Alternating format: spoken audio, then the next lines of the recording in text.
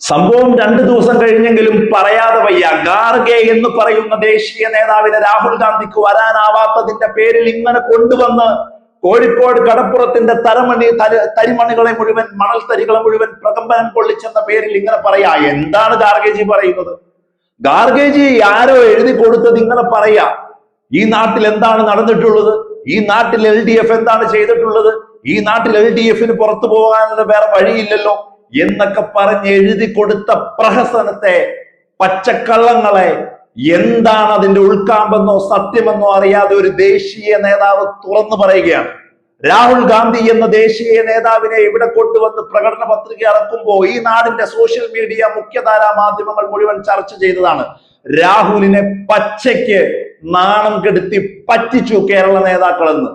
വെറുതെ ഇങ്ങനെ എഴുതി കൊടുത്ത് കേരളത്തിന്റെ രാഷ്ട്രീയ സാഹചര്യം എന്താണെന്ന് മനസ്സിലാക്കാതെ, കേരളത്തിൽ എന്താണ് നടത്താൻ സാധിക്കുന്നത്, എന്താണ് അതിന്റെ ഏറ്റവും വലിയ ആവശ്യങ്ങൾ എന്നറിയാതെ വെറുതെ പച്ചക്കള്ളം പുറത്തു പറയുന്ന ഒരു നാണം കെട്ട നേതാവായി രാഹുൽ ഗാന്ധിനെ പേസ്റ്റ് ചെയ്ത കോൺഗ്രസ് നേതൃത്വം തന്നെ എന്തോ എഴുതി കൊടുത്ത് വെറുതെ പച്ചക്കള്ളം വിളിച്ചു പറയുന്ന ഒരു നേതാവായി ഖാർഗെയെ മാറ്റി എന്നുള്ളതാണ്.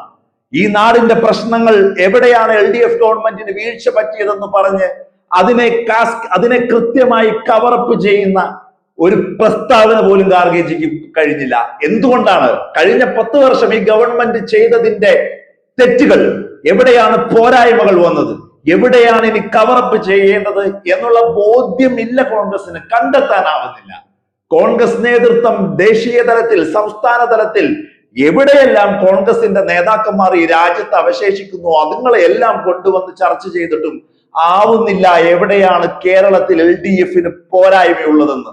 അതുകൊണ്ട് തന്നെ ക്ഷേമ പെൻഷൻ LDF പറഞ്ഞതിന് മുകളിൽ പറയുക, KSRTC വലിയ രീതിയിൽ ശക്തമായ രീതിയിലേക്ക് പ്ലേസ് ചെയ്യപ്പെട്ട് കഴിഞ്ഞു. ഇനി KSRTCയിൽ ഒരു കാര്യം ചെയ്യാൻ പറ്റില്ല.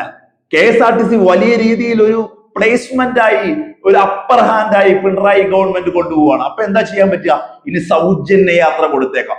അങ്ങനെ പറയുന്നതിൽ മുഴുവനും കള്ളത്തരങ്ങൾ ഒളിപ്പിക്കുന്ന കോൺഗ്രസിന്റെ പൊളി പ്രഖ്യാപനങ്ങൾ, കള്ളത്തരം നിറഞ്ഞ പ്രഖ്യാപനങ്ങളാണ് ഖാർഗെയെയും കൊണ്ടുവന്ന് നടത്തിയത് എന്നുള്ളതാണ്.